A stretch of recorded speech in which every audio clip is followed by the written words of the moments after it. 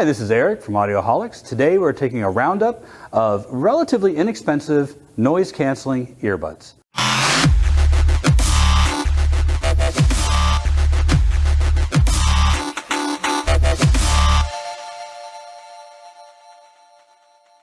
I have a variety of products on the table, and although they're in no particular order, some of these products do a great job of providing a good noise-canceling experience, and some of them not so much, and at least one of them I really wouldn't want to have in my ears.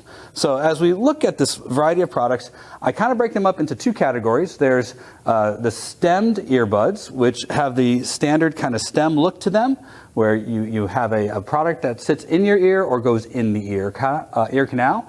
Or we have the other kinds that kind of sit in the ear, maybe go a little bit into the ear canal, but instead of having a stem, have something on the back of them that usually is containing all the antenna information and buttons and so much. But ultimately, all of these products attempt to do the same thing, provide a noise-canceling experience and provide a relatively good sound for a variety of conditions, including active time or quiet listening at home, or maybe just at the coffee shop trying to get some work done. Even using them for telecommunications. A lot of these products do an excellent job at telecommunications. All of them have microphones. All of them advertise as being noise canceling, and almost all of them can be purchased for under $100, which makes them a relatively good bargain for what you're going to get for your money. I want to start with the MeFo S. It's an athletic product. It is the highest one of this group. It has a MSRP of about $139. It is an excellent active wear product. It has noise canceling. It also is sweat proof, and they say that it's more than just sweat proof, that it's relatively waterproof, but they don't give it an IPX rating, at least nothing that's advertised. I ran with them, biked with them, and did other calisthenics and weight training with them. My daughter ran with them and loved them. They are now her favorite. In fact, she has ditched her AirPods for them. And I can agree with her that they provide an excellent balance. They are great at noise canceling, although she doesn't use it very often for that, and I didn't either. But they stay in the ear very well. They come with a collection of different size ear cones so that they can fit almost any ear, but they were super comfortable to wear. Of course, they are, the most expensive product in this roundup, so I would expect them to perform very well. I, for my taste, found them a little bit bassy, and so when I was listening to them, they weren't my favorite, but I can't argue with her for how good a quality product they were and how well they just worked for athletic use. A couple of caveats with them. They do come with the largest case of all the products, and the case itself, although it's spring-loaded and very nice, every single time I opened the case, I almost dropped it because it's super slippery on the outside, and you got to use a push button to open the case. Aside from that, the next product that I really enjoyed a lot is the Tri-Bit FlyBuds C1 Pros. Now, it's a big mouthful. They come in at $89.99. They are a stemmed product, and my favorite thing about them, and I know this sounds a little ridiculous, but it makes all the difference. Instead of being this super smooth plastic, they are somewhat micro abraded, or they have a nice micro texture on them. I am constantly dropping headphones. They are constantly slipping out of my hands, especially when they're a little wet or I'm running and I'm trying to clear out my ear or something. And I always drop them. These are awesome. That little bit of texture makes a huge difference. And in addition to the texture on the product itself, the case itself also is somewhat slightly textured. The one thing I'll point out is this is a rock solid product. It feels heavy in the hand.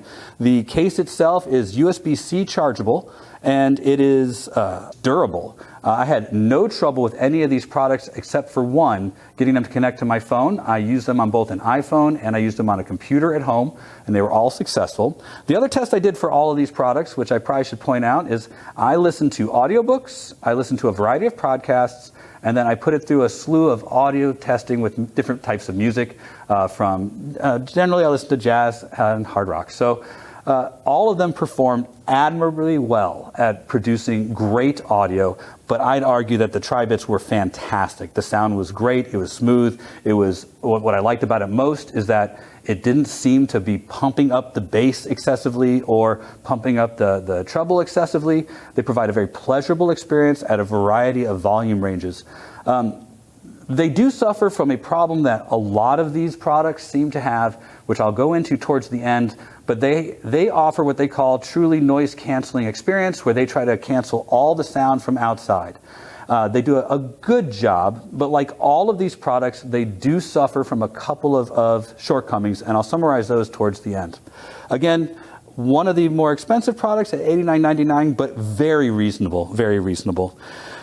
We have two products here from Edifier, and to be honest with you, of all the products here, I enjoyed the Edifier products the most. These are the Earbuds Pro, and they're very comfortable. Of the products that are here, they're also slightly micro-textured. They are lightweight. They sit well in the ear. They do go a little bit down into the ear canal, but I'm okay with that. They came with the largest variety of different ear cones. I mean, you will find an ear cone size that matches, which I appreciate. The only problem I had with them is their controls on the outside, the button on the outside that you can use to do, stopping music, starting music, advancing a track, answering a phone. I found that to be a slightly clumsy experience. I had a difficult time operating it, but their in-product details and instructions didn't really clarify how to fix that. But to be honest, a quick search online was able to clear up what I was doing wrong, and once I did that online, they worked flawlessly every single time. Their product also had, for what I would say is one of the better charging mechanisms, in that their case was, instead of having the stem fall down into a tube, the stem sits squarely in the case. They have a strong magnetic attractor which keeps the product inside the case. And I have found with all the stemmed ones that go inside some kind of hole that eventually they stop charging over time, that they just lose contact. I feel very reasonably confident that that's not going to happen here.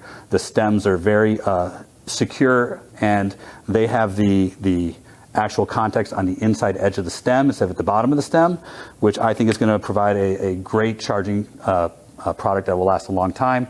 At $89.99, again, an excellent bargain for these, and I enjoyed them a lot. I also did like their other product, the W240TN. This has a lot of similar characteristics to the Earbuds Pro as well, noise canceling and a lot of different types of in-ear cones. Not as big a choice as the Earbuds Pro, but still a variety of them. They're a little bit lighter, they don't have the stem, and they also start out at $69.99. Their battery life, not as good as the Earbuds Pro, but I could not outlast their battery time in any of the exercises I did, and I'd exercise for as long as an hour to maybe an hour and a half. What I liked about these, though, and I'll say this, I like this better than all of the stemmed products, is the way in which they sit in the ear tend to not be as, they don't have the same problem that the stemmed one has. The stemmed ones all seem to suffer from a lot of wind noise, so if you're riding a bicycle or you're in an area there's a lot of wind, even with noise canceling on, the stem somehow seems to just be like a wind tunnel, and all of these products suffered from having an excessive amount of wind noise, whether you had your noise cancellation on or off. These, not so much. And I found that if I was going to be doing a bike ride, I would choose these over the Earbuds Pro because they just had a lot less wind noise. However, the only downside I had, these would fall out of my ears a little bit. Never when I was on a bike ride, but I always felt like I was on the edge of it. I would probably, if I was going to use this product regularly, maybe use a foam ear surround as opposed to the ear surrounds that come with it, but I'd probably say that about every headphone set as well. The case that they come in, again, a simple USB-C chargeable case. A little more plasticky than the Earbud Pro case, but I like it. Again, this product and the Earbuds Pro really did a good job syncing right up to the phone. They do a great job for phone calls.